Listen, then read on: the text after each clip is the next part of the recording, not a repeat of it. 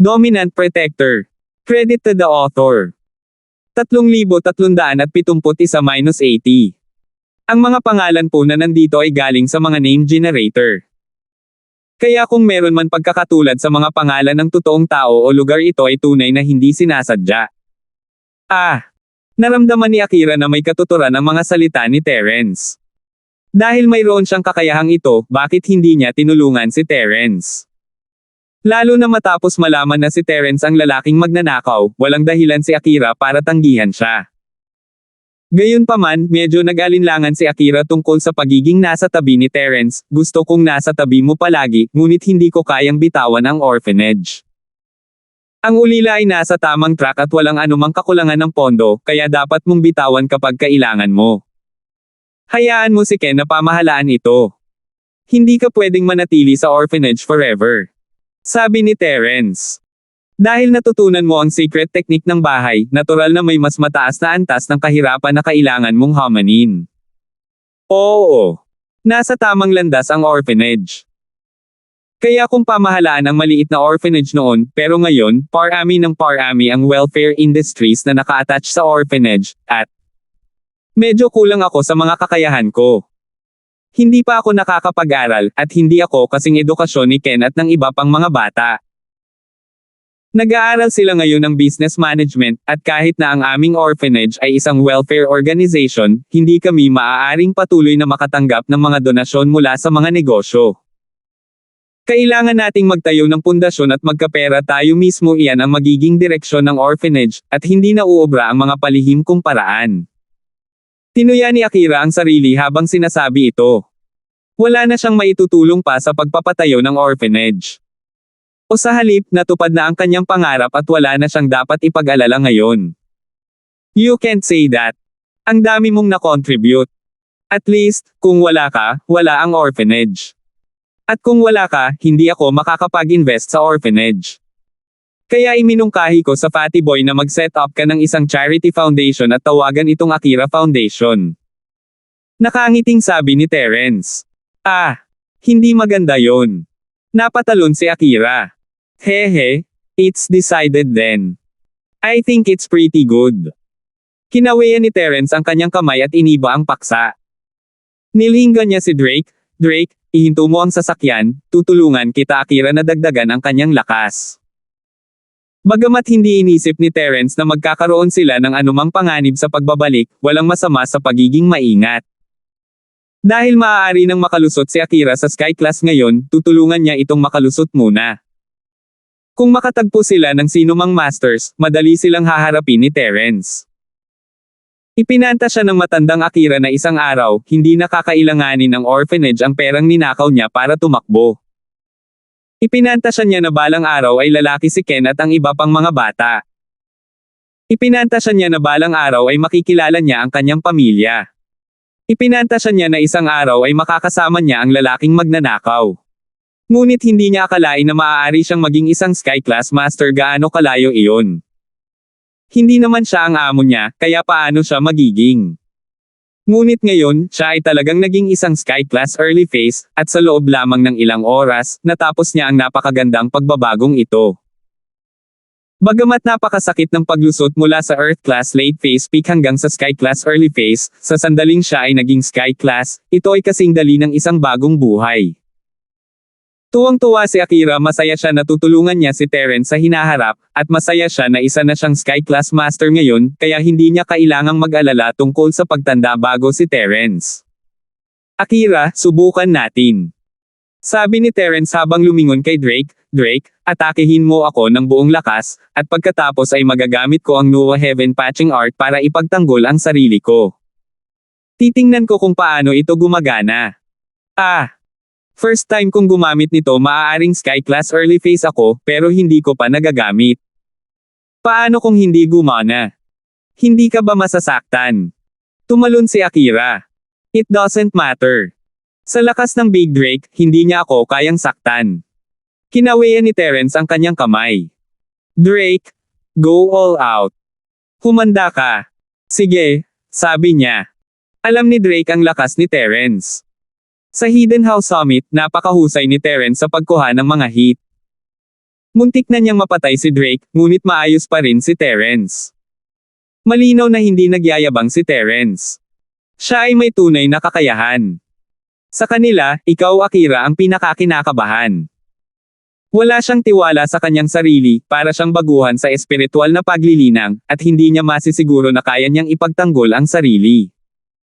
Mr. Linford, nandito na ako. Huminga ng malalim si Drake at sinimulang i-channel ang kanyang practitioner's arts, na pinaandar ang kanyang pinakamalakas na galaw. Siyempre, ang pinakamalakas na hakbang na ito ay napaka-normal kay Terence. Ang mga kasanayang kinakaharap ngayon ni Terence ay lahat ng mataas na antas, at ang kanyang mga kaaway ay pawang malalakas na tao tulad ng maliit at natoy.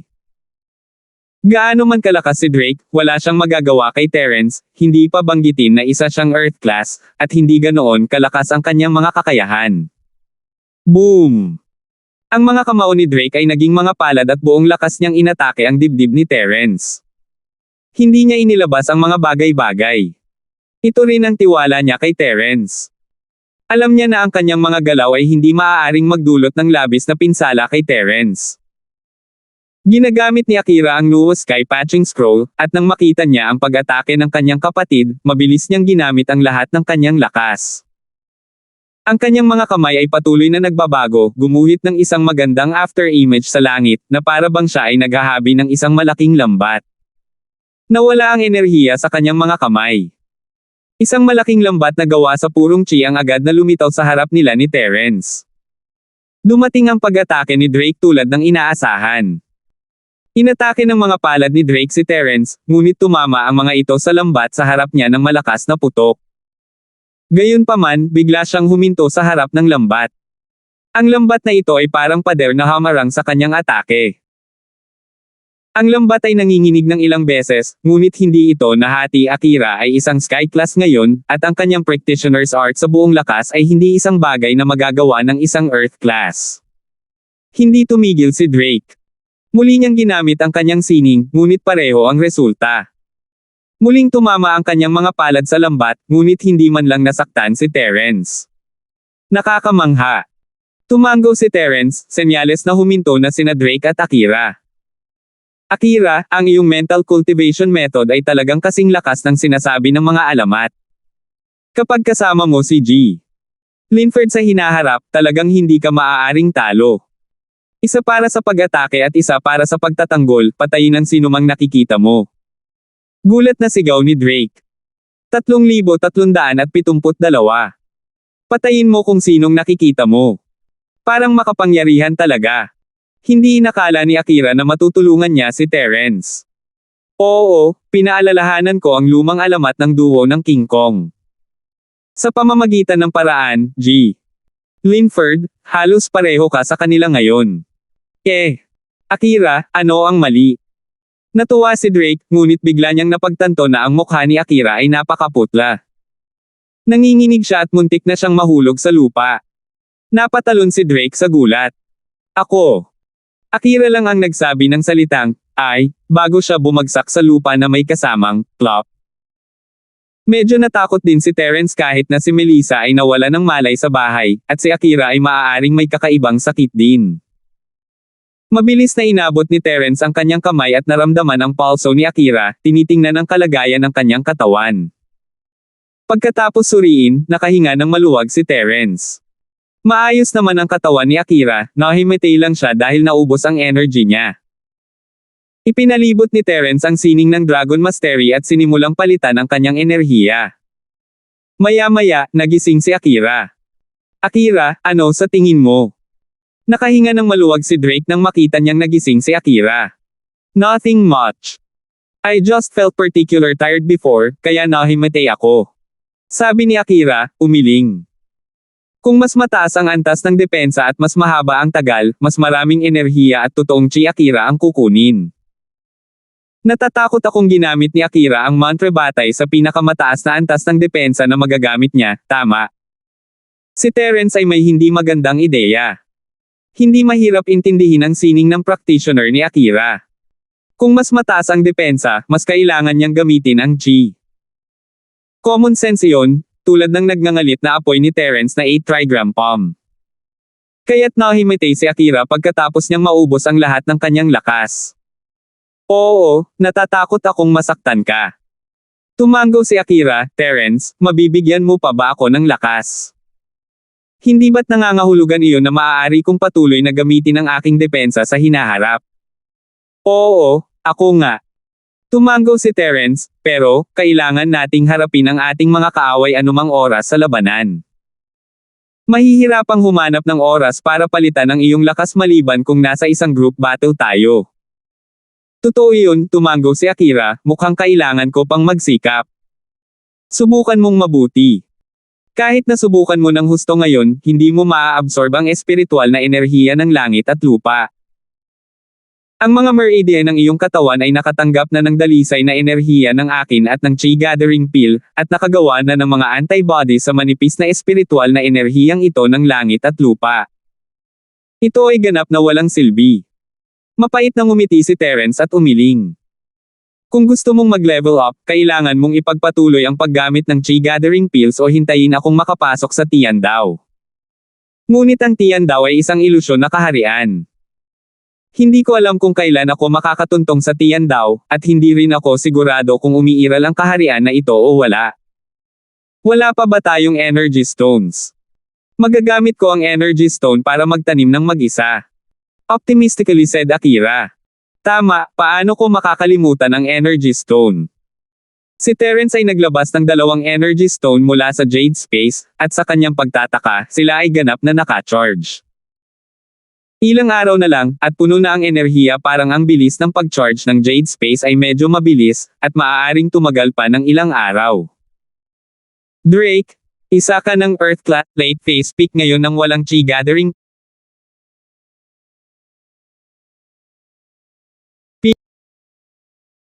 Pill, hindi kita matutulungang madagdagan ang iyong lakas. Narito ang 2 bato ng enerhiya, isa para sa iyo at isa para sa iyong Akira, kapag nagawa mo na ang mga ito, at maaari mo nang gamitin ang mga ito. Kasama ko. Salamat, Mr. Linford.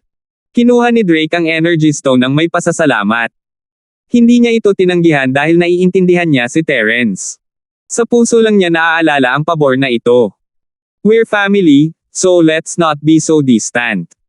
Since malinaw naman ang relasyon namin ni Akira, you're my big brother now. Nakangiting sabi ni Terence. Masyado kang mabait, si Mr. Linford ang aking tagapagligtas. Umiling si Drake. Hehe, kahit anong gusto mo. It's just a form of address. Kinawian ni Terence ang kamay niya. Drake, paano kung bumalik kayo ni Akira at manirahan sa villa? Maituturing kang katulong ko.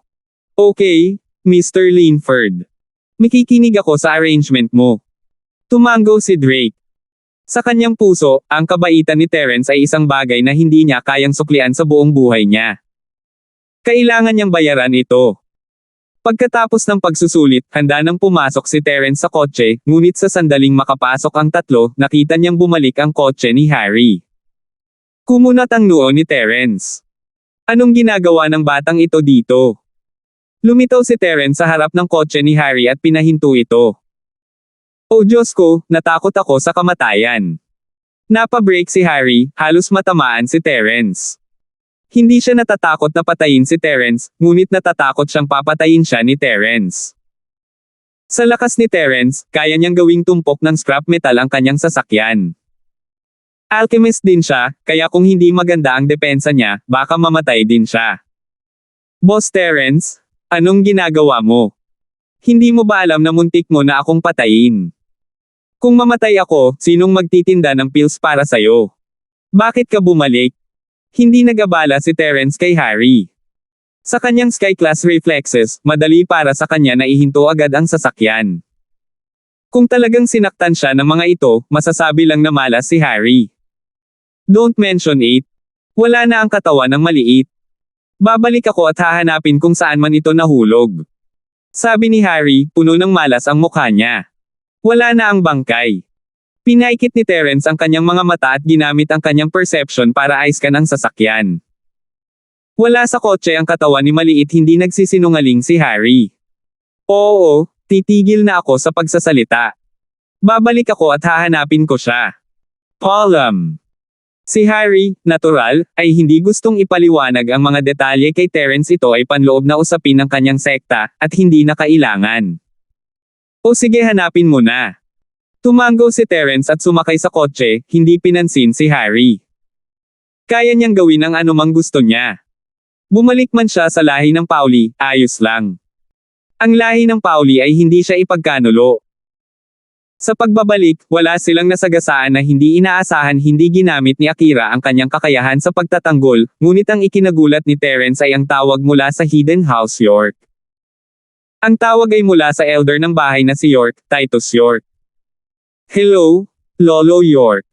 Kinuha ni Terence ang telepono, nalilito. Sa kasalukuyang lakas ni Terence, hindi na niya kailangang igalang si Titus.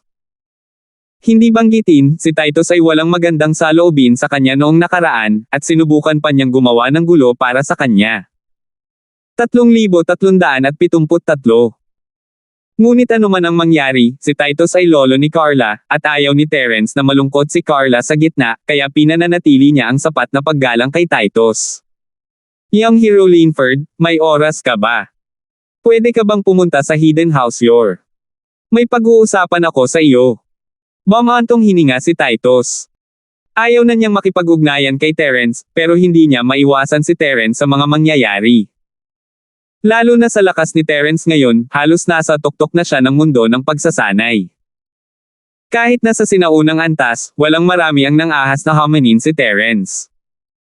Maging ang tagapagtaguyod ni Titus ay may malabong saloobin kay Terence, kaya wala siyang pagpipilian kundi harapin si Terence. Ang susunod niyang gagawin ay hinding-hindi magpapatalo kay Terence. Kung hindi pumayag si Terence, magiging walang saysay ang lahat. Oh! Kumurap si Terence, hindi inaasahan na imbitahan siya ni Titus para sa isang talakayan. He was very eager to get home, however, and he wanted to give the energy stone to Melissa. Mahalaga ba? Nag-aalala ba siya? Kung hindi ito kagyat, paano ako maghintay ng ilang sandali bago bumisita? Tungkol kay Carla. Sabi ni Titus. Sister Carla. Huminga ng malalim si Terence. Hindi niya maaaring tanggihan ang kahilingan ni Titus. Bagamat walang malay si Melissa, pansamantalang hindi siya malalagay sa anumang panganib na nagbabanta sa buhay. Sino ang nakakaalam kung ano ang mangyayari kay Carla? Tama, maliban kay Carla, may isa pang taong kamag-anak mo, Yasi. Tumigil sandali si Titus. Sigurado akong narinig mo ang tungkol sa koneksyon sa pagitan niya at ng bahay ni York. Sige, pupunta ako kaagad pagka-uwi ko. Bahagyang napagtanto ng puso ni Terence ang isang bagay, ngunit ano ang kinalaman nito kay Carla? Naramdaman niya na ang paglalakbay ni Yasi sa nagninangas na bundok ay hindi malayo, at ang tawag ni House York ay dapat tungkol dito. Pero Carla, may kinalaman ba siya dito? Sa isiping iyon, inutusan ni Terence si Drake na magmaneho ng mas mabilis.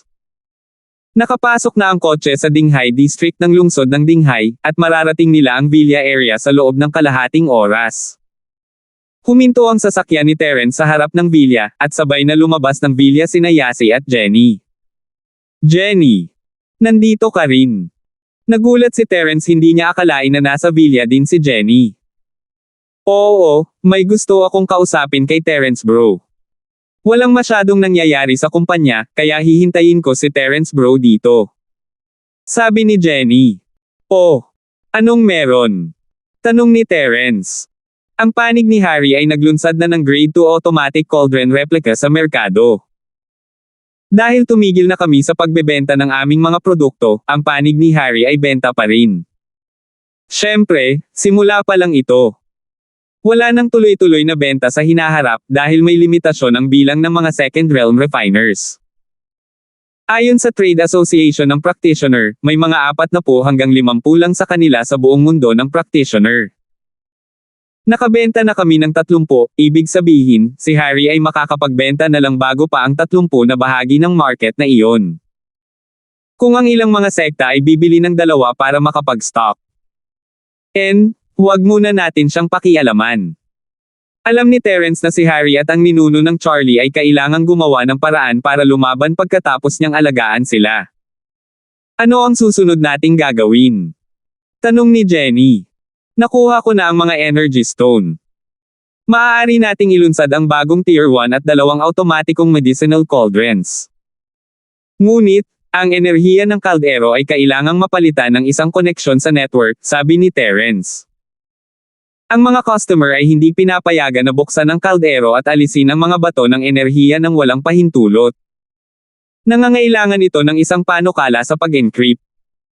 Kung bubuksan ng customer ang kaldero at ilabas ang mga bato ng enerhiya ng walang pahintulot, mawawala sa kanila ang lahat ng karapatan sa pagpapanatili ng kaldero. Ginawa ito ni Terence dahil ayaw niyang gamitin ang Energy Stone para sa ibang bagay, tulad ng pagsasanay. Kung inilabas niya ito sa pamamagitan ng puwersa, mawawala ng maintenance at repair ang gamot, at isang beses lang niya ito magagawa. Imposible nang singilin ang gamot. Kung gusto niya ng mas maraming energy stones, maaari lang siyang magpatuloy sa paggastos ng mataas na presyo para makabili ng bagong medicinal cauldron. Kung hindi, imposibleng mapanatili ito ng mga bato ng enerhiya na walang enerhiya. Siyempre, ang opisyal na presyo ng palitan para sa mga bato ng enerhiya ay hindi rin mura. Maaaring ma-recharge ang Jade Space ni Terence, ngunit hindi siya mabuting tao. Ang kita ng pera sa ganitong paraan ay isa ring pag-unlad ng function ng Jade Space. Naiintindihan ko kung ano ang ibig sabihin ng Terence bro. Ang batong ito ng enerhiya ay maaari lamang gamitin bilang pinagmumula ng enerhiya ng kaldero, hindi ito magagamit para sa pagsasanay. Kung ito ay natagpuan, pagkatapos ay kakanselahin namin ang mga karapatan sa warranty at pagpapanatili nito. Tumango si Jenny at sinabing, sa totoo lang, napakadaling makamit din ito. Kapag ang Tier 1 at Tier 2 na automatikong medicinal cauldrons ay nagpino ng mga pildores, maaari rin nating gamitin ang paraan ng pag-verify ng server. Sa tuwing itinatala ng server ang natitirang enerhiya ng mga bato ng enerhiya, kung ang mga bato ng enerhiya ay hindi tumutugma sa enerhiya ng mga bato ng enerhiya na naitala dati, ang automatikong pag-aandar ng Tier 2, ang automatikong pag-aandar ng Tier 2. Ang mga kaldero ay ititigil, at ang kanilang kwalifikasyon sa pagpapanatili ay bawiin. Gawin mo lang kung ano ang gusto mo. Tumango si Terence at kumuha ng malaking bilang ng mga energy stone mula sa Jade Space sa harap ni Yasi. Nakita na nina Drake at Akira ang kanyang mga kakayahan, ngunit hindi pa alam nina Yasi at Jenny ang tungkol dito, kaya ayaw itong itago ni Terence sa kanila. Nang makita ang napakaraming energy stone na lumilitaw mula sa manipis na hangin sa bakuran, tumalon sina Jenny at Yasi. Shield bro, saan mo nakuha itong energy stone? Oh my god, nagpalabas ka ba? Nanlaki ang mga mata ni Yasi habang tinitingnan ang energy stone sa lupa. Nagulat din si Jenny, nakatingin kay Terence nang may pagtataka. I have a way to store things. It's nothing. Sabi ni Terence, Jenny, ang mga energy stone na ito ay naka-charge. Ang mga nasa kotse ko ay hindi sinisingil. Maaari mo munang kunin ang mga naka-charge na ito para sa pagsasaliksik, o ibenta sa merkado. May iba pa akong gagawin dito, kaya lalabas muna ako saglit. Baka makabalik ako sa loob ng ilang araw. Medyo humihingi ng tawad si Terence. Kung tutuusin, ilang araw na siyang hinihintay ni Jenny, pero bumalik lang siya at umalis. Ngunit dahil kasangkot dito sina Carla at Yasi, hindi nang ahas si Terence na maging mabagal. Shield bro, saan ka pupunta ngayon? Hindi mo pa nasasabi kay Yasi kung ano ang nakakatuwang disyerto ng Hakuna Marta. Tanong ni Yasi. Hintayin mo na lang akong bumalik. Bamantong hininga si Terence. 3,374. Sa katunayan, nahulaan na ni Terence na hindi magandang bagay na hinahanap siya ni Titus. Ito ay tungkol kay Yasi, at kung iyon ang kaso, nangangahulugan ito na si Yasi ay hindi malayo dito. Aalis ba siya kapag bumalik siya? Kung may panahon pa siyang sabihin sa kanya ang tungkol sa pakikipagtagpo niya sa Hakuna Marta Desierto, paano niya ito maipapaliwanag ng malinaw sa ilang salita? Gayunpaman, hindi ito masabi ni Terence kay Yasi. Siya ay isang batang babae na maraming bagay ang nasa isip niya, at gusto ni Terence na maging masaya siya sa mga huling araw niya sa bahay. Ayaw niyang maabala siya ng depresyon at pag-aalala sa hinaharap bago siya umalis. Maaaring ito na ang mga huling araw ni Yasi sa villa. May ilang bagay na kayang pigilan ni Terence, ngunit may mga bagay na hindi niya kayang pigilan. Si Cheryl at ang iba pa ay tinahak na ang landas na ito, at gayon din si Yasi. Ito ang pinakamahusay na pagpipilian. Akira, Drake, sumama kayong dalawa sa akin, sabi ni Terence. Okay, Mr. Linford. Walang pakialam si Drake. Ngayong umalis na siya sa hidden house mo, pupunta siya kung saan man sinabi ni Terence sa kanya na pumunta. Si Akira naman ay gustong makasama palagi si Terence matapos malaman na siya ang lalaking magnanakaw. Napabuntong hininga si Terence pagkatapos sumakay sa kotse.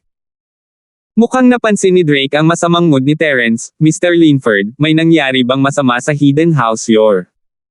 Siguro. Hindi makasigurado si Terence, ngunit ito ang kanyang instinct. Medyo close siya. Pagsakay niya sa kotse, inilagay ni Terence ang lahat ng energy stone sa likod ng sasakyan sa Jade Space. Gamit ang mga energy stones mula noon, sapat na para kay Jenny na gumawa ng Tier 1 at 2 automatic cauldrons para sa turnover sales. Ang mga batong ito ng enerhiya ay maaaring gamitin bilang mga pamalit. Hindi na kailangang magmadali upang ibigay ang mga ito kay Jenny. Maaari niyang ibigay ito kay Jenny pagkatapos bumalik si Terence. Si Drake ay naging miyembro ng Hidden House U sa mahabang panahon at pamilyar sa nakatagong antas. Alam niya ang address ng Hidden House York, kaya mabilis siyang nagmaneho papunta sa Hidden House York nang hindi sinasabi sa kanya ni Terence. Dumating sila sa entrance ng Hidden House York, at gusto silang pigilan ng isa sa mga nagpapatrulyang disipulo, ngunit nakita niya si Terence sa front passenger seat at umatras kaagad. Malinaw na kilala ng mga disipulong York si Terence, at nakatanggap na sila ng mga pahiwatig mula sa nakatatandang Titus. Hanggang sa nagmaneho si Terence papasok sa looban ng Hidden House York ay dumating ang isa sa kanila, ngunit ang ikinagulat ni Terence ay si Trevor iyon, na minsan na niyang nakilala. Tumayo si Trevor sa harap ng kotse ni Terence at bumati ng may paggalang, "Young Hero Linford, please get out of the car. Matagal ka nang hinihintay ng matandang master." Iminuwestro ni Terence si Drake na ihinto ang sasakyan at lumabas. Hindi niya alam kung ano ang nararamdaman niya kay Trevor. Noong nakaraang pagkakataon, tinulungan siya ni Trevor. Marahil ay dahil ito kay Yasi, ngunit at least tinulungan niya ito, kaya napakagalang pa rin ni Terence kay Trevor. "Mr. Trevor, pakiusap na makipagkita ang kaibigan ko kay Lolo York. Huwag kang mag-alala, young hero Linford. I'll make proper arrangement for your friends. We will hold a banquet to welcome them later." Nakangiting sabi ni Trevor. Tumango si Terence, "Sige, putulin na natin ang formalities. Tere, puntahan natin si Loloy Sham." "Sige, batang bayani Linford, mangyaring sumunod sa akin." Tumango si Trevor. Ito ang pangalawang beses na pumunta si Terence sa Hidden House York. Ang unang pagkakataon ay isang hindi inanyayahang panauhin, at ang pangalawang pagkakataon ay isang imbitasyon. Ang saloobin ay naiiba sa pagitan ng dalawang beses. Ang unang pagkakataon ay takot, ang pangalawang pagkakataon ay paggalang. Ang tirahan ni Titus ay nasa tuktok ng bundok. Nanguna si Trevor at sumunod si Terence sa likuran. Ito ang unang pagkakataon ni Terence sa bundok na ito. Sa huling pagpunta niya rito, bagamat iginagalang siya ni House York, hindi siya nito hinayaang pumunta sa ganoong lihim na lugar. Ang espiritual na chi dito ay hindi masama, ngunit ito ay hindi partikular na sagana. Sumunod si Terence sa likod ni Trevor nang walang kahirap-hirap, napabuntong hininga si Trevor. Iba na ngayon. Nakita na ni Trevor si Terence noong una siyang dumating sa Starfield, ngunit isa lamang siyang Golden Class Master noong panahong iyon, at hindi man lang niya ito inilagay sa kanyang mga mata. Para sa kanya, si Terence ay isang bodyguard lamang na si Pablo Charlton na inupahan mula sa karaniwang mundo, hindi man sa antas ng mga marangal na bahay. Bakit papansinin ng butler ng isang tagong bahay si Terence? Ngunit ngayon, ang mga tagumpay ni Terence ay ganap na nalampasan ang Hidden House York. Masasabing walang sino man sa Hidden House York ang maaaring hamanin si Terence, kahit na ang Hidden House York's backing ay tila walang sino mang makakalaban kay Terence. Hehe, Marami ka nang nakita, Mr. Linford? Pero ang Hidden House Yorkshire ang pinakasagana sa hidden level, syempre hindi kasing ganda ng sinaunang level, nakangiting sabi ni Trevor, na para bang hindi niya gustong patayin si Terence. Sa kasalukuyang level ni Terence, ayaw niyang ibaba ang sarili sa level ni Trevor. Pagkatapos ng lahat, ang bahay York ay tahanan ni Carla, at ayaw ni Terence na gawing awkward ang mga bagay sa pagitan nila. Isa pa, siya ang unang sumire sa common house na si York, at mahirap sabihin kung sino ang tama at kung sino ang mali. Isa lang akong palaboy na magsasaka. Napangiti si Terence. Habang nag-uusap, dumating ang dalawa sa tuktok ng bundok. Sa harap ng isang kuweba, dinala ni Trevor si Terence at binuksan ang mekanismo ng walang itinatago mula kay Terence. Siyempre, kung gusto ni Terence na pumasok, hindi talaga siya mapipigilan ng mekanismo. Mula sa pananaw ni Trevor, ang lakas ni Terence ay nasa rurok na ng kaharian, mas mabuting maging bukas palad kaysa maging maingat. Trevor, nandito ka. Mula sa loob ng kuweba, narinig ang boses ni Kuya York, nandito ba ang batang bayani na si Linford? Older Master, nandito rin ang batang bayani na si Linford. Sabi ni Trevor. Ang mga yabag ay nagmula sa kuweba nang matapos ni Trevor ang kanyang pangungusap. Mabilis na lumabas si Titus at ngumiti kay Terence, young hero Linford, nandito ka na. Masyado mo talagang binibigyang mukha ang matandang ito. Kuya York, ikaw ang lolo ni Carla, nagpapakunwari ka. Sabihin mo lang sa akin kung ano ang gusto mong sabihin, hindi mo kailangang maging ipokrito. Alam mo ang pagkatao ko. Sabi ni Terence, umiling-iling. Sige, mangyaring pumasok, batang bayani Linford. Gumawa si Titus ng mapang-akit na kilos, pinapasok si Terence. Ang loob ng kuwebang bundok na ito ay mas maluho at maluwang kaysa sa Mystic Immortal Cave sa West Star Mountain. 3,375. Ngunit ito ang lugar ni Master York, hindi yungib kung saan nakatago ang mga bagay, kaya walang naramdamang mali si Terence dito. Wala siya sa mood na alalahanin ang mga bagay na ito, at sinundan niya si Master York sa isang guest room, natural na umupo sa sofa. Trevor, kumuha ka ng tsaa. Sinabi ni Titus kay Trevor at umupo sa tapat ni Terence, young hero Linford, hiniling ko sa iyo na pumunta dito para kunin ang iyong suporta. Suporta ko? Anong ibig mong sabihin? Kumurap si Terence, hindi maintindihan ang ibig sabihin ni Titus. Noon, hindi ako pumayag sa relasyon niyo ni Carla. Sa totoo lang, hindi dahil sa ayaw ko sa hidwaan sa pagitan natin, nagkaroon ako ng sarili kong paghihirap. Titus sighed, to be honest, Carla is a water inheritor. Ano? Nanlaki ang mga mata ni Terence nang tumayo siya mula sa sofa. Alam niyang hinahanap siya ni Titus dahil sa tagapagmana, ngunit tungkol iyon kay Yasi, hindi kay Carla. Si Carla ay isa ring tagapagmana. At isang water-type inheritor niyan. Young hero Linford, hindi ko sinasadyang itago ito sa iyo. Itinatago lang natin ang background ng bahay York, at hindi ako pinapayagang sabihin sa iyo. Wala nang ibang pagpipilian si Titus. Hindi niya masasaktan ang 5 elementong sekta, ngunit si Terence ay isang taong hindi niya masasaktan. Bago ito, umaasa pa rin si Titus na ang 5 elementong sekta ay tutulong sa kanya na asikasuhin ang problema ni Terence, ngunit ngayon na ang 5 elementong sekta ay tumahimik na, ano ang magagawa niya? Ito ay ang pinakamahirap na mabuhay sa gitna, at maaari lamang niyang piliin na kompromiso at hindi saktan ang sinuman. Umaasa siyang patawarin siya ni Terence. Ito ay Patriarch Charlie mula sa 5 elemento ng sekta. Mabilis na ibinunyag ni Titus ang kanyang background, the Hidden House York, ang kakayahang gumawa ng mga shot sa hidden level, maging pinuno ng mga hidden house, at supulan ang mga alchemy house. Ang Hidden House U, ay sa totoo lang dahil nasa likod natin ang 5 elementong sekta. Kung wala ang suporta ng 5 elementong sekta, ang ating nakatagong bahay na si York ay hindi magkakaroon ng lakas na mayroon tayo ngayon. 5 elemento sekta. Medyo nagulat si Terence, no wonder na ang Hidden House ay hindi mo kayang talunin ang Hidden House York. Kahit na sa suporta ng Sky Elixir Sect, hindi sila ang kalaban ng Hidden House York. Parang ang Hidden House York ay may mas malakas na suporta. Ngunit, nabalitaan ko na ang Hidden House York, na iyong ama at Master York, ay nakahanap ng isang sinaunang guho at nakakuha ng ilang mana mula dito, kaya naman ang Hidden House York ay kung nasaan ito ngayon, tama ba? Ako ang gumawa niyan.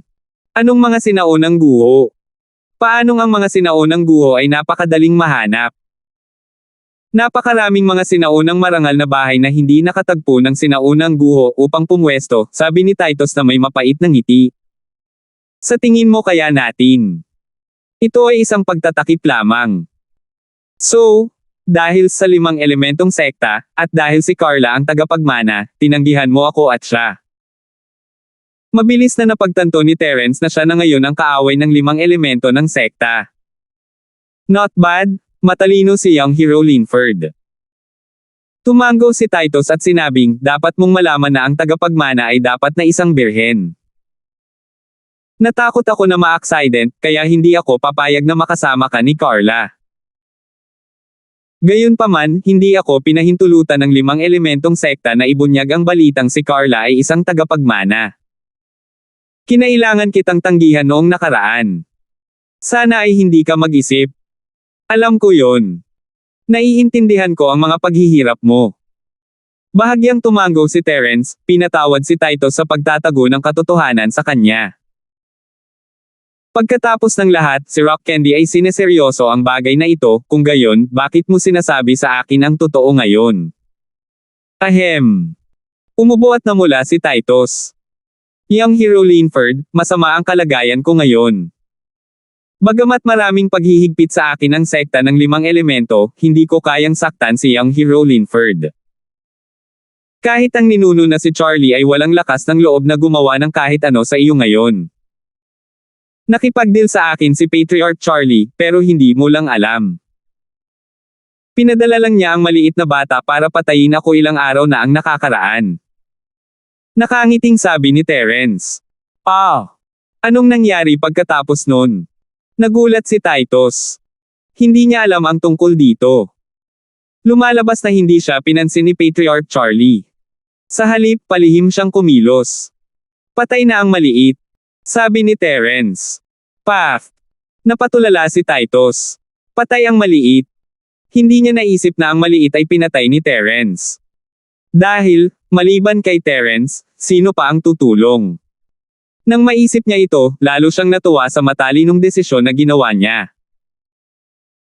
Kung hindi niya nasiyahan si Terence ngayon at pinaalis na lang sina Carla at York Yasi, tiyak na sasabugan ni Terence ang templo, tama ba? Sa oras na iyon, ang Hidden House York ay hindi pa sapat para sa kanya upang sirain. Let's talk business. Sabi ni Terence sabay wave ng kanyang kamay, ayokong pag-isipan pa ito.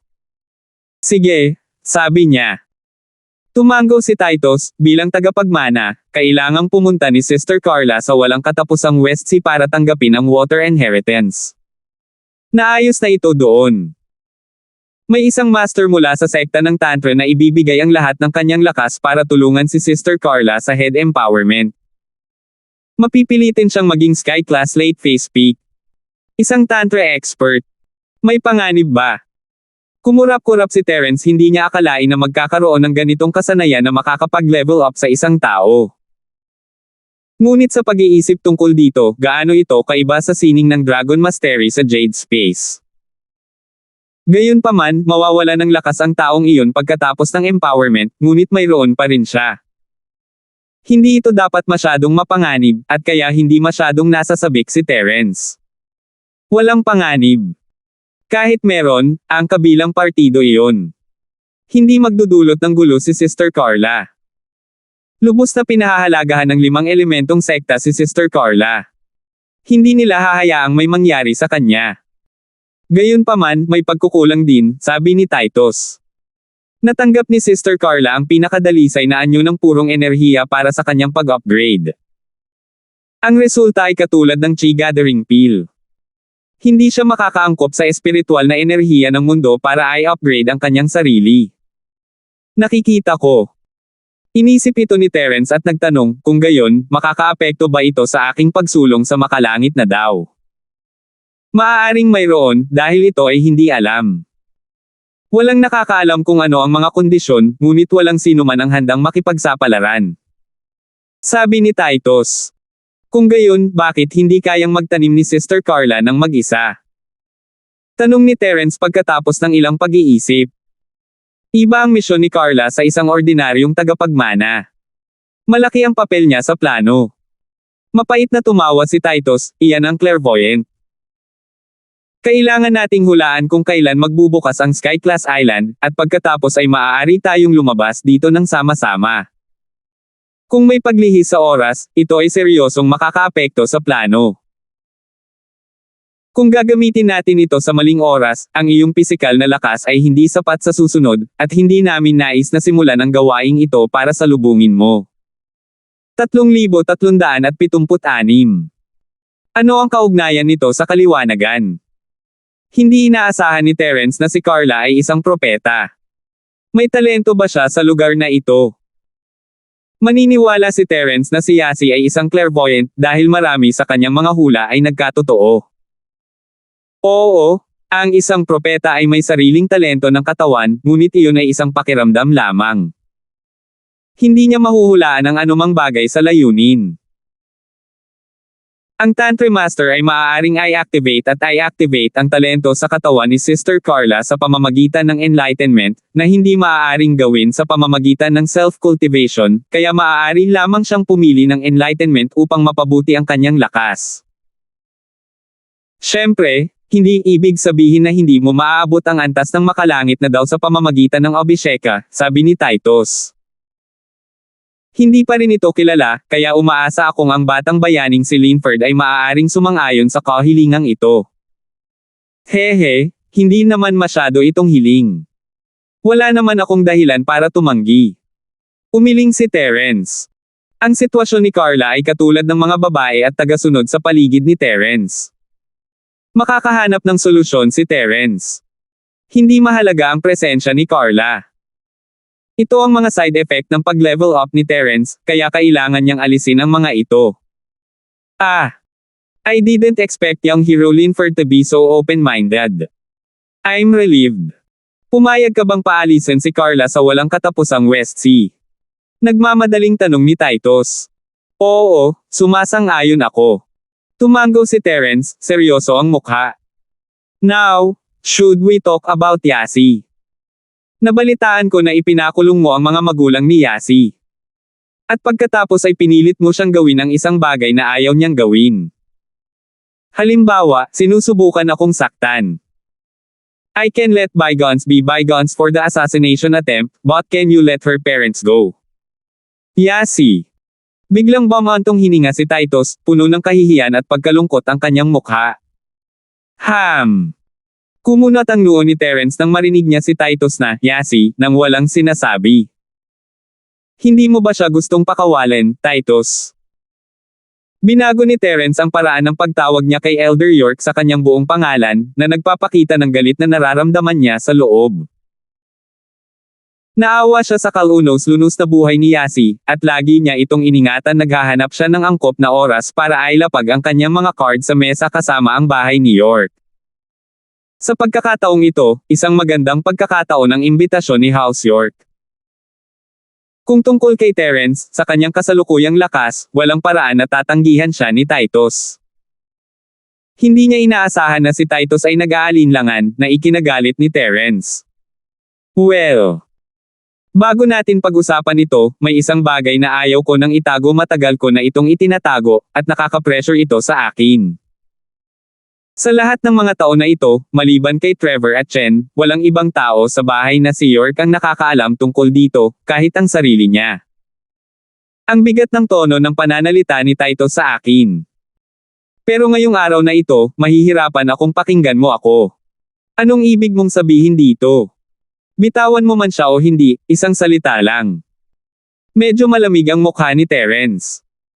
Ang kanyang Sky Class mid-phase peak strength ay biglang nahayag, at nagbigay ito kay Titus ng hindi nakikitang pressure. Bagamat hindi direktang umatake si Terence, kung tutuusin, mukha iyon ni Carla, ngunit kailangang ipaalam ni Terence kay Titus na siya, si Terence, ay walang init ng ulo dahil lang narito si Carla. Young Hero Linford, makinig ka muna sa akin. Titus Sigidlessly. Sa totoo lang, hindi ko ipinakulong ang mga magulang ni Yasi. What? What about her parents? Baka napatay mo na siya. Sumabog ang layunin ng pagpatay ni Terence. Buhay pa at maayos ang kanyang mga magulang. Mapait na ngumiti si Titus. Hindi lamang maayos ang kanyang mga magulang, ngunit buhay pa rin ang kanyang lolo. Napakurap si Terence. Dahil lolo niya ako. Nagpakawala ng mahabang buntong hininga si Titus, na para bang sa wakas ay nailabas na niya ang lahat ng nakakulong emosyon na matagal na niyang pinipigilan. Ano? Dilat ang mga mata ni Terence habang nakatingin kay Titus. Sinasabi mo na apo mo si Yasi. Tama, ang ama niya ay anak ko, si Alfred, at si Carla ay ang kanyang kambal na kapatid na babae. Tumango si Titus. Carla, kapatid ni Yasi. Natigilan si Terence habang nakatingin kay Titus, walang imak. Kambal na itlog, hindi nakakagulat na hindi sila magkamukha. Noon pa man ay nakaligtaan na ito ni Terence, ngunit ngayong naisip niya ito, sina Carla at Yasi ay may ilang pagkakatulad. Yasi, ang tunay niyang pangalan ay Yasi. Ang apelyido ni Colton ay isang pagtatakip lamang. Dahan-dahang nagpatuloy si Titus, sa totoo lang, alam din ito ng karaniwang pamilyang Colton. Nagbabala lang ako sa matandang lolo ng pamilyang Colton na huwag sabihin kahit kanino. Yasi. Naunawaan ni Terence hindi nakakagulat na ang "you" sa pangalan ni Yasi ay iba sa "your" sa pangalan ni Julian. Akala niya dahil sa pagkakaiba ng kasarian, hindi pala. Kung tungkol naman sa tamang pagbigkas, nagkataon lang. Then, what's with Yasi's engagement? Nagpatuloy si Terence. It's all made up. Ang taong kanyang engaged ay ang young master ng Heavenly Elixir Sect, ang Heavenly Silkworm Transformation. Lahat ito ay lihim na inayos ng Five Element Sect, at tanging ang matandang master na si Colton ang nakakaalam nito. Ang dahilan nito ay marahil dahil hindi maaaring mawala ang virginity ng nagmana. Ayokong pumasok si Yasi nang masyadong maaga sa isang relasyon. Sabi ni Titus. Ngunit, hindi ko maintindihan kung si Yasi ay mula sa bahay York, bakit mo siya ilalagay sa karaniwang mundo? At pinilit pa. Hindi maintindihan ni Terence. Ang mga salita ni Titus ay tila may kabuluhan, ngunit naramdaman pa rin ni Terence na mayroong isang bagay na kainahinala. Si Carla ay tubig, si Yasi ay apoy. Ang mga tagapagmana ng tubig at apoy ay hindi maaaring magkasama bago matanggap ang mana. Kung sila ay madalas na magkita, ang tubig at apoy ay magkakakansela sa isa't isa, at ang kanilang mga katawan ay magbabago. Dapat narinig mo na ang apoy at tubig ay hindi magkakasundo. Hindi namin sinabi kay Yasi ang totoo dahil natatakot kami na lihim siyang makipagkita kay Carla. Kung silang dalawa ay nagkita, lahat ng aming binalak ay magiging walang kabuluhan, sabi ni Titus. Ang apoy at tubig ay hindi magkatugma. Ang limang elemento ay nagkakasalungatan. Kung ganoon ang kaso, dapat may mga problema din sa mga tagapagmana ng fire at ice, di ba? Kumunat ang noo ni Terence. Hindi naman, dahil magkambal na magkapatid sina Carla at Yasi, mayroon silang espesyal na uri ng resonance, kaya ang tubig at apoy ay nagkakasalungatan. Ang ibang mga tagapagmana ay walang ganitong sitwasyon. Paliwanag ni Titus sa by-wave ng kanyang kamay. 3,377. Oh! Napakurap si Terence, hindi inaasahan iyon. Ito rin ang trahedya ng dalawang tagapagmana na magkasamang lumitaw. Noong bata pa kami, si Carla ay wala sa mabuting kalusugan, at si Yasi ay napakalusog, kaya't maaari na lamang naming piliin na paalisan siya. Kung saan, siya ay isang bata din na may mahirap na buhay, at hindi kami naglakas loob na sabihin sa kanya ang totoo. Kung hindi dahil sa katotohanan na wala kaming pagpipilian ngayon, malamang na hindi niya naisip na itago ang sekreto na ito, pagkatapos ay hindi na ako magtataka kung gaano niya kalaki ang lihim na nalaman ni Yasi, habang buhay akong nasusuklam sa amin kung gaano siya kahirap magtago ng sekretong ito, habang buhay kong nasusuklam si Yasi. Katotohanan. Kaya pala ganito. Tumango si Terence, makatarungang bata si Yasi. Lagi siyang baliw, pero hindi iyon ang kaso. Kung alam niyang nagsasakripisyo siya para sa kanyang kapatid, maiintindihan niya. Sana nga. Sana ay makatulong ang batang bayani na si Linford na magpaliwanag. Tumanggo si Tito sa kaluwagan. Ang iba pang bagay ay ang pagpunta ni Yasi sa bundok ng Ferelli para sa Manadin. Sigurado ako na sinabi niya sa iyo ang tungkol dito, ngunit haharapin niya ang parehong kapalaran tulad ng kapatid na si Carla A. Tantremaster ay doon upang matulungan siya. Bakit? Tanong ni Terence. Dahil si Yasi at Carla ay parehong manghuhula. Pagkatapos nilang matanggap ang mana, makokonekta nila ang kanilang mga isipan. Sa madaling salita, maibabahagi nila ang iniisip ng isa't isa at makakamit nila ang mga tumpak na kalkulasyon. Sabi ni Titus. Ano ba? Tumalon si Terence. Nagbabahagi ng mga kaisipang ganyan. Ano kaya ang magiging personalidad ni Carla at York Yasi? Makakaapekto ba sila sa isa't isa? Dagdag pa, ang dalawang ito ay nag-iisip ng parehong bagay. Kaya ano ang kanilang relasyon ni Terence? Hindi kaya kapag ginawa niya ito sa isa sa kanila sa hinaharap, mararamdaman din ng isa ang iniisip ng isa't isa. Hindi ba ito sobra? Hindi nakaimik si Terence. Ahem. Wala na tayong magagawa dyan. Umubo ng tuyo si Titus. Pero buti na lang at pareho kanilang gusto. Wala nang magiging malaking salungatan ng opinyon sa hinaharap. Hindi ito dapat maging malaking problema. Natahimik si Terence sa sinabi ni Titus. Hindi niya alam ang isasagot at iniba niya ang topic, hinahanap mo ako. Para sa dalawang bagay na ito. Tama, young hero Linford, dahil pumayag ka, ikaw ang magiging pinakaiginagalang na panauhin ng aming nakatagong bahay York. Para naman kay Yasi, sana ay matulungan mo siyang mahikayat na pumunta sa nagninangas na bundok ng buong puso.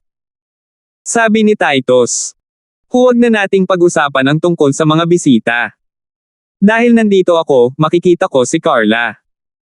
Baka ito na ang huling pagkakataon na makikita ko siya bago siya umalis. Bumantong hininga si Terence. Sige, ako na ang mag-aayos. Walang mangiistorbo sa iyo ngayong gabi. Gayunpaman, dapat mong malaman ang kahalagahan ng pagiging isang tagapagmana. Hindi ako makikialam sa iyong paghalik at pagyakap, ngunit dapat mong tandaan na may limitasyon. Bilin ni Titus. Tao. Masyado kang nag-iisip, napakalinis ng relasyon natin. Hindi alam ni Terence kung matatawa ba siya o maiiyak. Noong gabing iyon, nag-set up si Titus ng isang piging sa pinakamalaking sala ng Hidden House York para salubungin ang pagdating ni Terence. Gayunpaman, maliban kay Trevor at Alfred na nakaunawa sa mga intensyon ni Titus, ang iba ay nalilito. Hindi ba't hindi magkasundo noon sina Titus at Terence? Bakit bigla silang nagsabay kumain? Hindi alam ni Carla na darating si Terence ngayon. Gaya ng dati, natututo siya ng ilan sa mga alituntunin ng walang katapusang kanlurang dagat. Sa sandaling ito, alam niya ang kanyang misyon at kung ano ang kanyang dinadala. Bagamat nalilito siya tungkol sa hinaharap, wala siyang pagpipilian. Alam na niya ngayon kung bakit nagkaroon ng kaluwalhatian ang bahay ni York nitong mga nakaraang dekada, at alam niya kung ano ang ibig sabihin kung tatanggihan niya ito. Siyempre, hindi niya ito matatanggihan, dala niya ang pag-asa ng lahat sa bahay ni York, at sa wakas ay nalaman niya kung bakit nag-iingat ang kanyang lolo sa kanya at kay Terence. Alam din niya kung ano ang inaalala ng kanyang lolo. Sa mga araw na ito, medyo depressed si Carla. Hindi niya alam kung makikita niya muli si Terence bago siya umalis, at hindi niya alam kung magkakaroon siya ng pagkakataong mabuhay at bumalik para makita si Terence. Ngayon, ipinaalam kay Carla na may mahalagang party sa bahay, at kailangang dumalo ang buong pamilya. Siyempre, ang tinaguri ang buong pamilya ay sina Titus, Trevor, Alfred, at Carla. Para naman kina Benedict at Spencer, na blacklist na sila ni Titus, at hindi na niya sila babanggitin muli. Kakaalis lang ni Carla sa sala at pumunta sa sala, ngunit nang humakbang si Carla sa sala, casual niyang sumulyap at nakita ang figure ni Terence. Bahagyang bumuka ang maliit niyang bibig, hindi makapaniwalang nakatingin sa taong nakaupo sa pangunahing upuan ng bisita. Napatingin si Carla sa kanyang lolo na nakaupo sa master seat dahil sa gulat, medyo nalilito. Siyempre, sa nakaraan, si Titus ang palaging huling darating dahil sa kanyang katayuan at lakas. Ngunit ngayon ay iba, si Terence ay nakaupo na, at hindi niya maipakita ang kanyang kataasan sa harap ni Terence, kaya sinamahan niya si Terence sa kanyang upuan. Si Carla, sa kabilang banda, ay mas malayo, kaya siya ang huling pumasok. Gayunpaman, walang nang-ahas na pag-alitan siya, sa walang ibang dahilan kundi ang katotohanang nakaupo doon si Terence. Kung hindi ibinuka ni Terence ang kanyang bibig, sino? Carla, dito ka na. Umupo ka sa tabi ko. Ngumiti si Terence at kumaway kay Carla. Walang puwang para sa mga tao na maupo sa tabi ni Terence, ngunit gumawa siya ng exception at binigyan si Carla ng upuan. Siyempre, si Terence ang boss dito, kaya kung ano man ang sinabi niya ay batas. Nahihiyang sagot ni Carla. Nang makitang hindi tumutol ang kanyang lolo at ama, at kumuha pa si Trevor ng upuan para sa kanya, mabilis na umupo si Carla sa tabi ni Terence, ngunit medyo kakaiba ang kanyang mukha. Hindi niya alam kung anong bahay ang ginagawa ni York ngayon. Young Hero Linford, bakit hindi ka magsabi ng ilang salita? Sinabi ni Titus kay Terence pagkatapos makaupo ang lahat na nagpapakita ng kanyang paggalang. Hindi ko sasabihin, pero Kuya York, ikaw ang host, pwede mong sabihin. Ikinaway ni Terence ang kanyang kamay. Sige, kung ganoon. Tumango si Titus, sigurado akong pamilyar kayong lahat kay Young Hero Linford. Siya ay isang top tier na practitioner sa mundo ng mga practitioner, at ang tagapagligtas ng aming nakatagong bahay na si York. Iniligtas niya si Carla noong siya ay kinidnap noong huling pagkakataon, at pinrotektahan niya siya noong siya ay pumunta sa ibang bansa para sa pagsasanay. Masasabi mong matagal na silang nakatakdang magsama. Oo, kung hindi tagapagmana si Carla, susuportahan ko sana sila ni Young Hero Linford na magkasama. Pero espesyal ang identity ni Carla, sana maintindihan ni Young Hero Linford. Tumango si Alfred bilang pagsang-ayon, halatang napag-usapan na ito ni Titus sa kanya.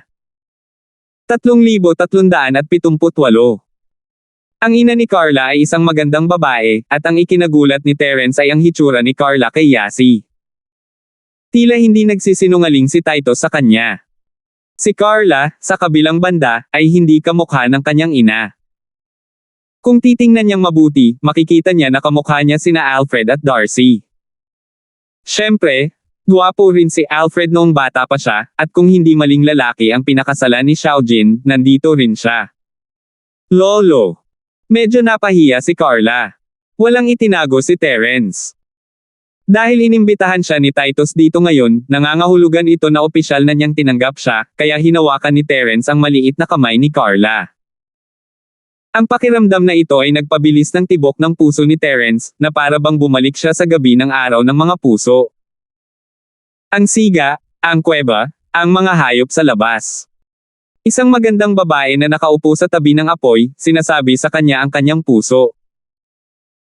Ang lahat ay pumasok sa isip ni Terence, na para bang ito ay isang buong buhay na ang nakalipas. Sa pagkakataong ito, magkahawak kamay sila at hinding-hindi na sila bibitaw sa buhay na ito. Kung ano ang nakaligtaan nila sa nakaraan, hindi na nila ito palalampasan sa hinaharap. Carla, tanggapin mo ang mana sa kapayapaan. Para sa iyo, para kay Yasi, Cheryl, at Trixie, magiging bahagi ako ng plano. Walang makakapidyaw sa akin. Seryosong sabi ni Terence. Yasi, Cheryl, at Trixie ang mga pangalan, narinig na ni Carla si Brian na binanggit sila noon. Alam niyang lahat sila ay matalik na kaibigang babae ni Terence, kaya sa mga oras na ito, hindi siya nagseselos, nadamay lang siya sa responsibilidad ni Terence. Siyempre, ang dahilan kung bakit hindi tinanggihan ni Carla ang pagiging isang tagapagmana ay dahil sa mga taong ito. Hindi susuko si Terence sa kanila, at gayon din, hindi susuko si Terence sa kanya. Gayunpaman, dahil sa bahay ni York, hindi siya nagkaroon ng seryosong pangako. Ngayon, nangako si Terence, si Carla ay kalmado rin. Sa pagkakataong ito, kahit gaano pa karaming mga balakid at tinak ang nasa harapan niya, haharapin niya ito ng nakangiti. Sa gabi. Sa isang kuweba sa likod ng bahay ni York's Mountain, kinuha ni Terence si Carla at nagsimula ng siga. Ang likod ng bundok ay ang Hidden House York's Forbidden Area, at walang sino man sa bahay York, kasama sina Trevor at Alfred, ang nangahas na manatili doon ng walang dahilan. Gayunpaman, hindi pinansin ni Titus ang mga aksyon ni Terence at Carla. Nang gabing iyon, tahimik na nakaupo sina Carla at Terence sa pasukan ng kuweba, nakatingin sa nag-aapoy na apoy sa harapan nila. Bagamat walang mabangis na hayop dito, at walang pag-aalala sa digmaan, ngunit ang alaala ng dalawang tao ay tila bumalik sa nakaraan. Isinandal ni Carla ang kanyang ulo sa balikat ni Terence. Silang dalawa, magkayakap sa isa't isa, ang libu-libong salita sa kanilang mga puso ay nakatago sa mahabang gabing ito. Sina Terence at Carla, silang dalawa, ay nakipag-usap sa isa't isa sa pamamagitan ng kanilang mga puso, na para bang alam nilang pareho ang sasabihin sa isa't isa. Hindi na nila kailangang sabihin, ngunit ramdam nila ang malalim na pag-aalaga ng isa't isa. Kinaumagahan, nagpaalam si Terence kina Carla at Titus, at umalis sa Hidden House York kasama sina Akira at Drake. Carla, oras na para umalis. Kailangang makauwi ni Terence sa lalong madaling panahon at kausapin si Yasi, dahil pagkatapos ni Carla, siya na. Hindi nahanap ni Harry ang katawan ng bata sa huli. Nagmaneho siya pabalik sa 5 elementong sekta ng mag-isa at agad na nakipagkita kay Patriarch Charlie. Harry, nakabalik ka na ba? Nahanap mo na ba ang katawan ng bata? Tumingin ang ninuno ng Charlie kay Harry. Hindi. Umiling si Harry. Naramdaman din niya na medyo nakakatakot. Ang katawan ng isang buhay na tao ay nawala ng ganoon. Hindi ba iyon medyo hindi makatotohanan? Ngunit paano kung hindi ito makatotohanan? Kung gayon, ano ang nangyayari? Sumimangot si Ancestor Charlie. Ang kaluluwa ng maliit na si Jade Tablet ay pumutok lamang ngunit hindi nabasag. Ano ang ibig sabihin nito? Maaaring mayroon pa ring ilang hindi tiyak na mga kadahilanan dito. Biyenan, hindi ko alam. Ngumiti ng mapait si Harry, anyway, it's so weird. Kung hindi mo ako tinawagan, hindi ko malalaman na nawala ang katawan ng panganay na si Kuya. Kalimutan mo na to. Huwag na muna natin pag-usapan to. Baka may aksidente. Ang anit ng ninuno ng Charlie ay medyo manhid, ngunit siya ay isang top-tier practitioner kung tutuusin, kaya nakontrol niya ng mabuti ang kanyang emosyon.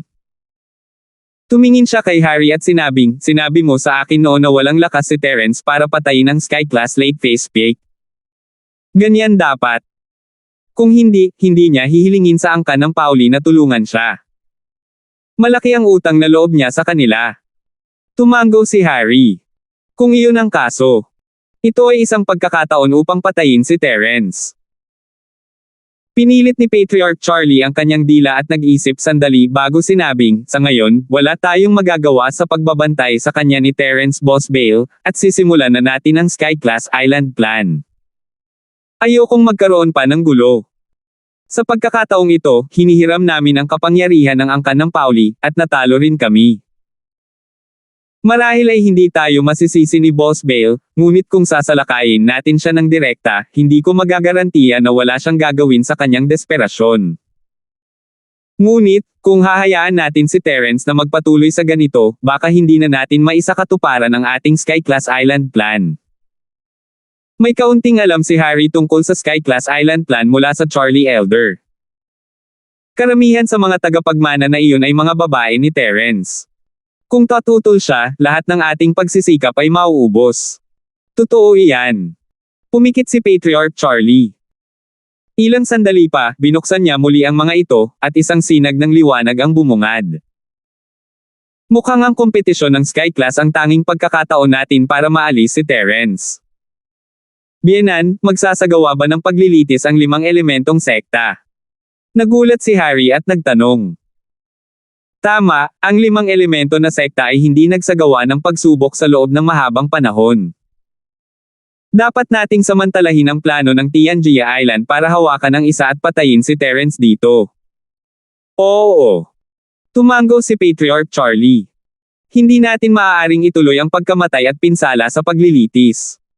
Kahit ayaw ni Boss Bale, wala tayong magagawa. Ngunit, sino ang ipapadala natin para patayin si Terence sa pagkakataong ito? Tanong ni Harry. Naghahanda akong hayaan si Joey at ang makalangit na silkworm transformation na magtulungan para patayin si Terence. Hindi ako naniniwala na hindi kayang talunin ng dalawang Sky-class late phase Pitmaster si Terence sa 2-on-1 fight. Ngumisi si Patriarch Charlie at sinabing, Harry, dapat kang magsanay. Sasali ka rin sa Heaven Class test, at kakailanganin mong maranasan ito, ngunit kailangan mong mag-ingat. Og.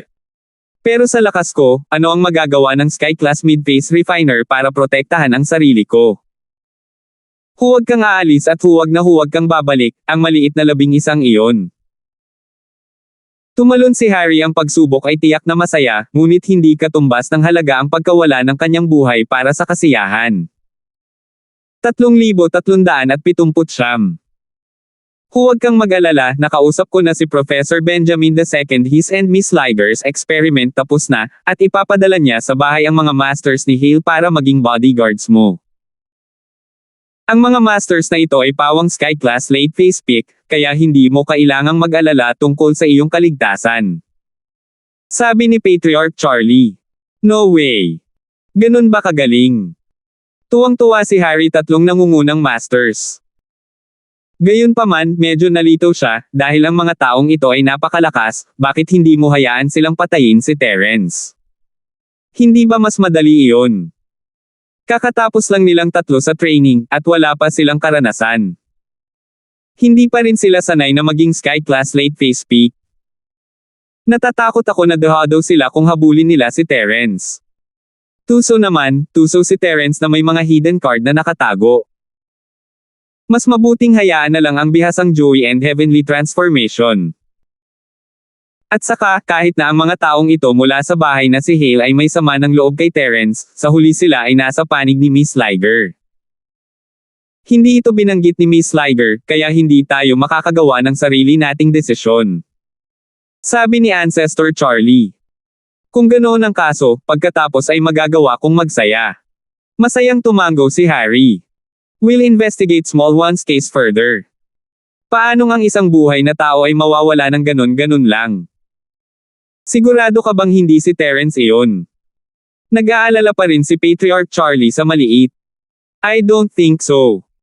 Nauna akong umalis, at si Terence naman ay sumunod sa akin. Pag-alis ko, may mga bangkay sa sasakyan. Tsaka, anong silbi ni Terence na pumunta sa isang patay? Sabi ni Harry, umiling-iling. Totoo iyon. Gayunpaman, hindi ako mapakali hanggat hindi ko nahahanap ang maliit na katawan ng isang tao. Mayroon bang ibang nagtatago sa dilim? Hindi ako naniniwala sa pagkakaroon ng mga supernatural na bagay. Sabi ni Ancestor Charlie. Then I'll investigate further. Sabi ni Harry, ngunit hindi niya ito isinasa puso. As far as he was concerned, patay na siya, so who cares where his body went? Sige, pero mag-iingat ka. Nag-init ang puso ni Harry sa mga salita ng ninuno ng Charlie. Tila may malasakit pa rin sa kanya ang ninunong Charlie. Si Terence, kasama sina Drake at Akira, ay umalis sa Hidden House York at bumalik sa Eastern Sea City. Habang nasa daan, si Terence ay tila hindi maganda ang mood, nakapikit ang kanyang mga mata habang nagmumuni-muni. Masasabi ni Drake na hindi maganda ang mood ni Terence, kaya hindi siya naglakas loob na magtanong. Si Akira, sa kabilang banda, ay medyo nalungkot. Malinaw na nakipagrelasyon si Terence kay Carla mula sa Hidden House York. Makikita ito sa kanyang mga mata nang pinaalis niya sila. Bagamat hindi sinabi ni Akira, tiyak na hindi siya natutuwa na makita ang isang batang babae na lumitaw ng wala saan. Ngunit, saglit lang alam niya kung saan siya nakatayo, at natutuwa siya na ang lalaking magnanakaw lang ang nagkagusto sa kanya, at sapat na iyon. Ang pagmamahal ni Akira para kay Terence ay nananatili pa rin sa libingan, sa maamo at mapagmalasakit na lalaking magnanakaw na iyon. Maglilinang ako saglit. Tawagan mo ako kung may kailangan ka. Sa wakas ay ibinuka ni Terence ang kanyang bibig para magsalita. Siya ay masyadong abala kamakailan at hindi mapakali upang magtanim ng maayos. Ito ay matagal na. Ngayon, ang plano ng tagapagmana ay hindi malayo. Kinailangan ni Terence na itaas ang kanyang lakas sa ibang antas sa lalong madaling panahon. Kung hindi, hindi niya magagawang harapin ang hindi kilalang mga panganib sa hinaharap. Carla, York Yassi, Cheryl, Trixie, Little Nine, kailangan ng mga taong ito si Terence para protektahan sila, para protektahan ang kanilang kaligtasan. Kailangang magkaroon ng lakas si Terence na tingnan ang lahat ng tao, saka lang siya magkakaroon ng ganap na awtoridad sa plano. Matapos makapasok sa Jade Space, si Terence ay magsisimula na sana sa pagsasanay nang bigla niyang nakita ang isang sulok ng espasyo. Sa sobrang gulat niya halos mapasigaw siya. Buti na lang nasa Jade Space sila, kung hindi ay magugulat sina Akira at Drake. F***, Kuya George, anong ginagawa mo? Ano ito? Itinuro ni Terence ang sulok ng Jade Space. Hindi ba ang maliit na bangkay na ito? Bakit ka nasa aking espasyo? Si Terence ay hindi natatakot sa mga patay na tao, ngunit ang katawan ng kanyang pamilyang Kyo na lumilitaw sa espasyo ng Jade nang wala saan ay naging dahilan pa rin ng kanyang pagkaligalig. Hindi ako, ang lalaking iyon ang nakapasok. Sabi ni Elder George habang itinuturo ang multo sa sulok. Senior Ghost, gising ka na. Tanong ni Terence pagkaraan ng ilang sandali. Oo, gising na ako. Hindi naman masama ang bangkay na ito ay Sky Class Late Phase Peak Full Master, medyo mas malakas kaysa sa normal na Full Masters. I'll make him into my puppet for fun for now, medyo nabawi ko na rin ang soul power ko dito. Sagana talaga ang chi ng mundo dito, haha. Ha. Biglang tumawa ang demonyo. Speaking of which, I have to thank you for giving me such a good toy. Isang puppet clone. Kumurap-kurap si Terence, hindi lubos na nauunawaan ang sinasabi ng bagay na iyon. Dinala mo ang bangkay na ito. Paano mo makokontrol ang espasyo ng Jade? Haha, I'm like half an owner of the Jade Space. Kung makapagpapasok ka ng mga gamit, kaya ko rin. Tanungin mo si Kuya George, kaya niya rin. Of course, it's all thanks to the Jade Space you created, the demonic thing laughed. Kung hindi mo ginawa ang Jade Space, hindi ko na maipasok ang katawan. Kaya ganyan. Nanginginig si Terence. Sa kabutihang palad, hindi siya natatakot sa mga bagay na ito. Kung hindi, matatakot siya hanggang sa mamatay. Then are you done? Ano ang silbi ng paggawa nitong tinatawag na puppet clone? Sa totoo lang, hindi ito kapaki-pakinabang.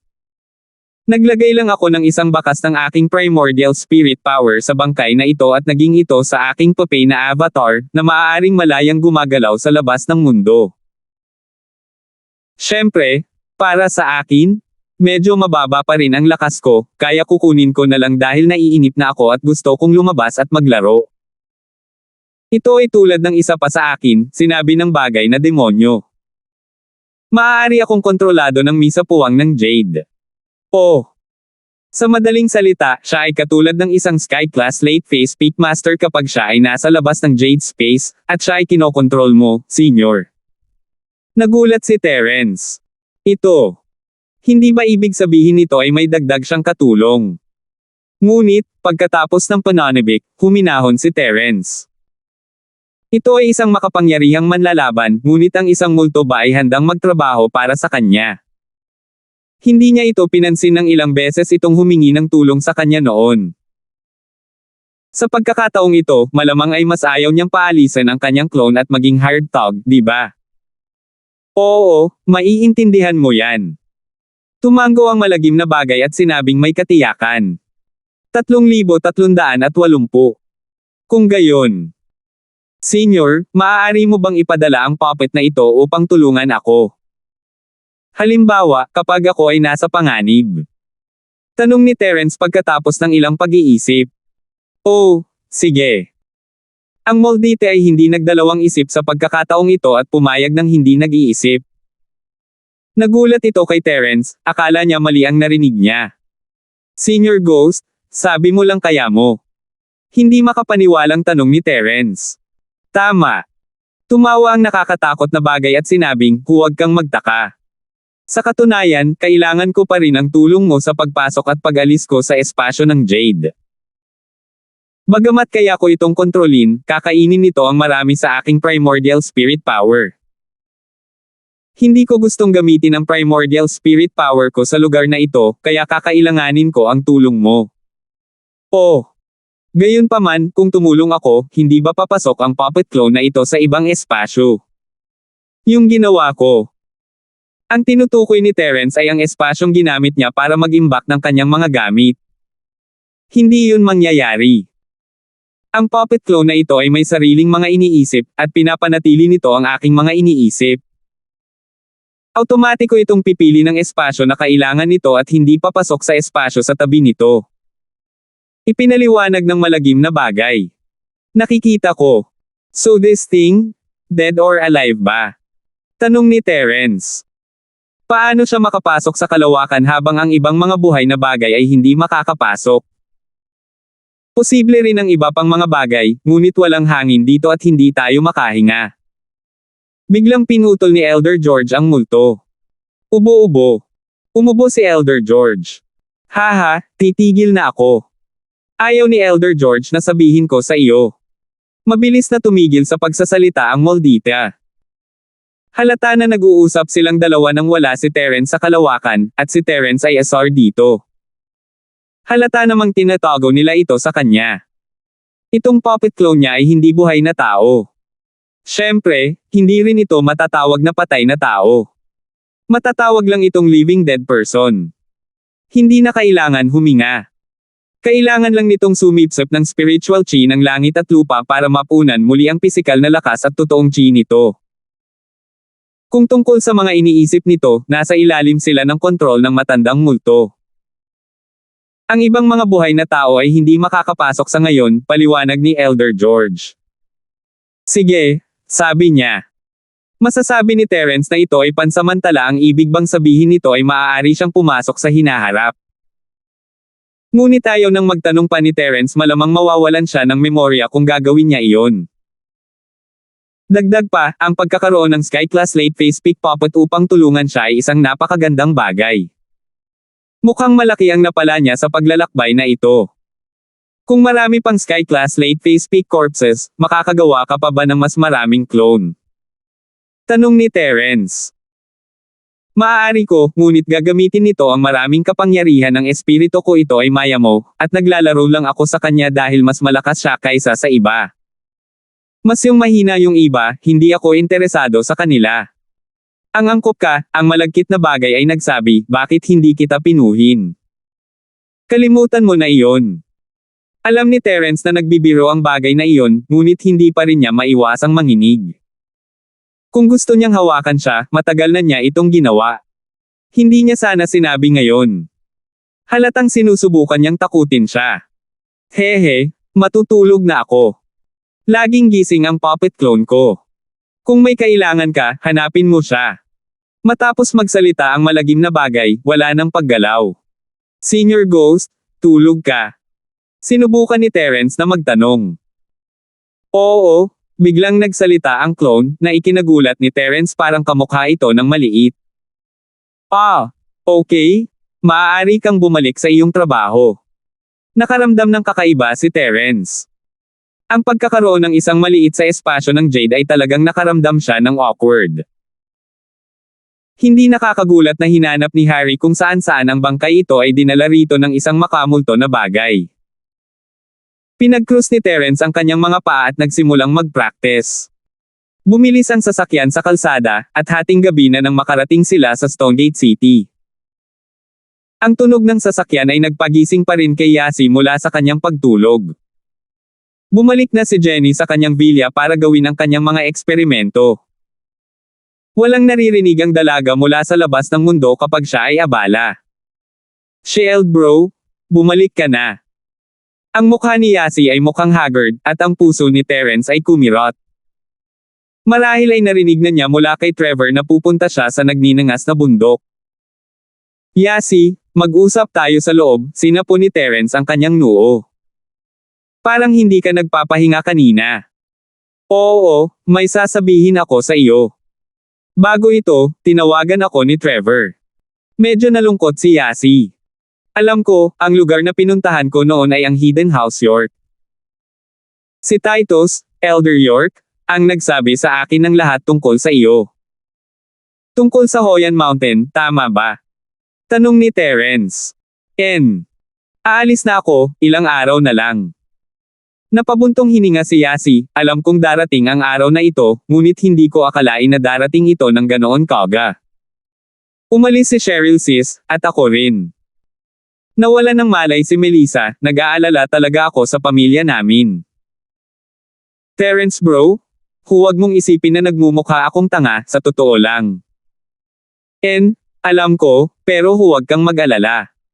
Pagkatapos mong umalis, hindi na magtatagal at hahanapin kita. Sasali ako sa plano at hindi ko hahayaang saktan ka ng kahit sino. Tiyak na hindi ako. Seryosong tumango si Terence. Oo, naniniwala ako sa iyo. Magiging napakalakas ng shield bro. Huwag mong kalimutan na ako si Propeta Yasi. Ngumiti si Yasi at naikuyom ang kanyang kamao. Propeta Yasi. Biglang naalala ni Terence ang mga salita ni Titus. Hindi nakakagulat na laging nagkakatoto ang mga salita ni Yasi. Akala niya nagkataon lang pero hindi pala. Ito ay likas na talento ni Yasi. Gayunpaman, ang kanyang mga salita ay nagbigay kay Terence ng higit na kumpiyansa sa kanyang plano sa hinaharap. Kung talagang hinulaan ni Yasi na hindi magiging maganda ang hinaharap, ihihinto niya ito sa lahat ng paraan, tama ba? O baka wala siyang hinulaang anuman, at ang kanyang mga salita ay para lamang aliwin si Terence. Ano man ang mangyari, si Terence ay puno ng lakas ng loob at kumpiyansa ngayon. Sa sala, nakaupo sa sofa sina Drake at Akira. Walang gustong itago si Terence sa kanila. Mula nang malaman niya ang tungkol sa kakayahan ni Akira, binalak niya itong sanayin upang maging pinakamakapangyarihang katulong niya sa labanan. Ang kakayahan ni Akira ay makakapagligtas ng mga buhay sa mga kritikal na sandali. Lalo na noong inubos ni Terence ang lahat ng kanyang lakas at chi para gamitin ang kanyang ultimate skill. Hanggat makakatagal si Wilbur, magkakaroon ng pagkakataon si Terence na gumaling. Anong meron? Narinig ni Yasi ang pagtawag ni Terence sa kanya at tumingin sa kanya ng may kainahinala. Salamat po at sinamahan ninyo ako, ingat lagi mga master.